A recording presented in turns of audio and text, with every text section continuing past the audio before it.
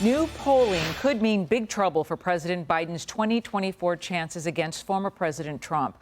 A New York Times Siena poll gives Trump the lead in 5 key swing state matchups. In Nevada, Trump has a double-digit lead, and he's ahead by about 5 points in Georgia, Arizona, Michigan, and Pennsylvania. These lackluster numbers have some in the mainstream media doubting Biden's ability to win in 2024. This is probably going to lead to a lot of Democrats increasing the chatter that Joe Biden should step aside and make room for another Democrat.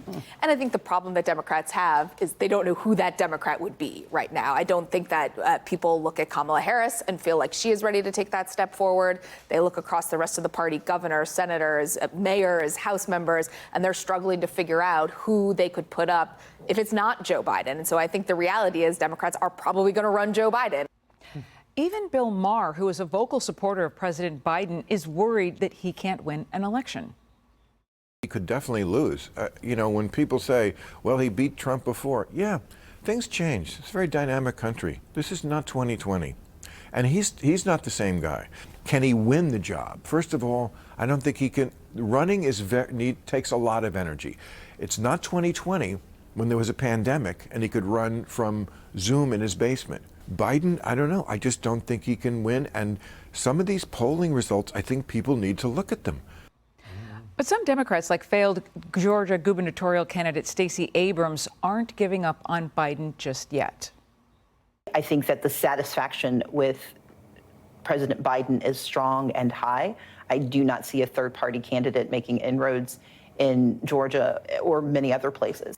So looking at this poll, I mean, there's just no good news here for Dems. And I want to pull up a quote from the New York Times on their polling here. The reporter writing, discontent pulsates throughout the Times Siena poll, with a majority of voters saying Mr. Biden's policies have personally hurt them. Joey, personally hurt them.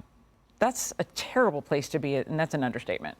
Yeah, I live in small town Georgia, and the effects on the economy, I was just talking to my brother-in-law about this last night.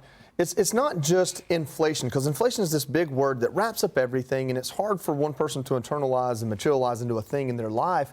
But when you talk about something like the housing market, my mom's trying to sell her house. She can't sell her house, even though prices are high, because nobody is willing to take the risk to borrow the money. So it's this cascading effect in every little place. Everybody around me has farming equipment. It's hard to buy new farming equipment when there's one option left instead of the 10 that you're used to, because they couldn't manufacture as many in the last 3 years. And it costs too much money to get certain parts. Certain parts are unavailable. I talked to a friend in the automotive industry, and there were certain little pieces of the automotive industry, little pieces of cars you can't get. They forgot how to make, by taking a couple of years off. And so when you look at whether or not it falls on Joe Biden, the dissatisfaction because of the current situation in the country, it runs deep, and it runs into places that we don't always talk about on shows like this. And it runs all over the country. Right. Yeah, exactly. Especially when it comes to affordability of buying a home and also groceries. Kennedy, we're going to put these polling numbers up again because it's just so striking, these battleground states that he's struggling with here. And what I want to do is pull out Arizona, because when you consider what has happened there electorally, right, their history there, Biden won Arizona in 2020 narrowly. Democrat Senator Mark Kelly won a special election there. And then, this is Harris. Sorry, we're looking at the Trump beats Harris. Also, in addition to all that, Trump also beats Harris. She does even worse than Biden, which isn't a huge surprise. But I want to go back to when you look at the electoral map here and the struggle that Biden is facing in places like Arizona, because historically, in the last 2 cycles, Democrats have done much better. Biden won in 2020. In 2022, Democrats won. GOP lost the governorship. They lost the Attorney General's office, Secretary of State. 1 year ago, this coming Wednesday is when voters went to the poll. Now Arizonans say they prefer Trump. Well, it's not surprising given, I think Bill Maher is absolutely right. Where we've come in the last 3 years, we're in a really scary place, not just economically. You talk about the housing market. Look at the kind of debt people are in with their credit cards and with student loan debt. And the more the government screws around with it, the worse it gets for people. Joe Biden represents big government that has its hand in every aspect of your life.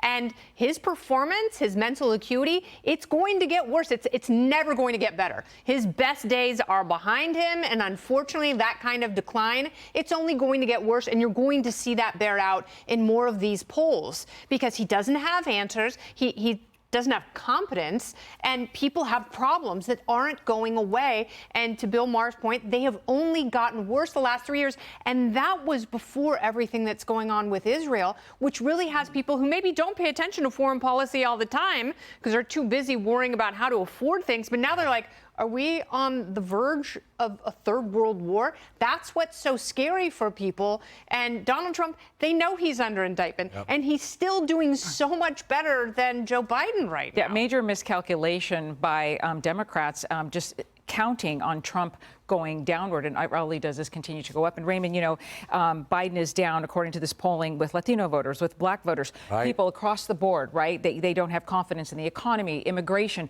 foreign policy. And now let's talk about technology, AI, because earlier this week on Monday, Biden signed an executive order looking to establish regulations and funding for the federal government when it comes to AI.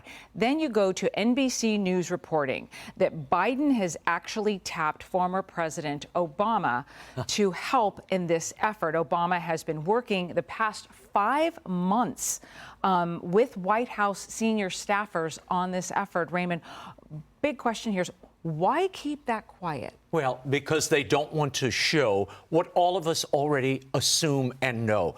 This is the continuation of the Obama administration. This is the 4th term of Obama, or the 3rd term of Obama. That's what we're seeing here. The holdovers in all the foreign policy, the dithering diplomacy, that's all Obama doctrine. The way the economy is being handled, Obama doctrine, the border, though it's probably worse under Biden than it even was under Obama. He at least deported people. But the key takeaway here is Obama for 5 months had Zoom calls with White House staffers and tech leaders. Why is he the gray eminence of 1600 Pennsylvania Avenue? Why is his hand so deeply enmeshed in domestic policy? And now he's doing robocalls in Virginia because his former Attorney General, Eric Holder, runs something called the National Democratic Redistricting Committee. So they have the old Obama hands are in charge of everything in this administration. They're to blame. But they're also not the solution. And at the same time, there's this like shadow campaigning going on by other Democrats, and Bill Maher addressed that. Listen. Look, we both struggle with the same thing. We like Joe Biden, right? Absolutely. And we think he's done a good job. A wonderful job. Okay. And Ruth Bader Ginsburg did a good job. Outstanding. But did not know when to quit. Yes. And that's why you're here.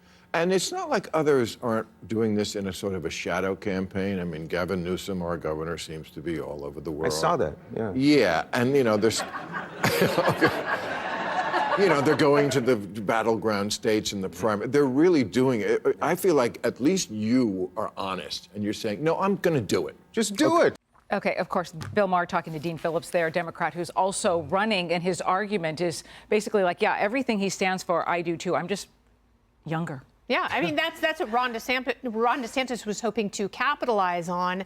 But unfortunately, a lot of the Republicans have ostracized Trump fans. And Trump's still running. There aren't that kind of rabid Biden fans in the Democrat Party. And a lot of people would love to have a viable candidate who could parachute in right now and take the reins away from our ailing president and maybe turn the country in the right direction. Yeah, I want competent people to run. I don't want Republicans to run against the most beatable person. I want someone good because, it's like I'm never going to vote for a major party, but I at least want someone who cares about me and my family and loves this country. I think so much of this falls back on Kamala Harris. That's why it's so important to pick a strong VP. If Kamala Harris were stronger and more popular, the Democrats would be selling right now. She could campaign. She could handle the forward-facing parts of the presidency, let the president look like he's held up, making decisions to run the country to get us out of 2 wars or win 2 wars, whatever their position is.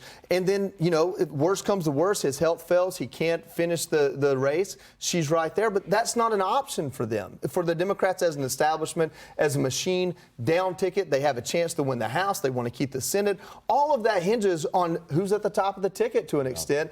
And with Kamala Harris being less popular than Joe Biden, that's what's sounding the alarms within the party.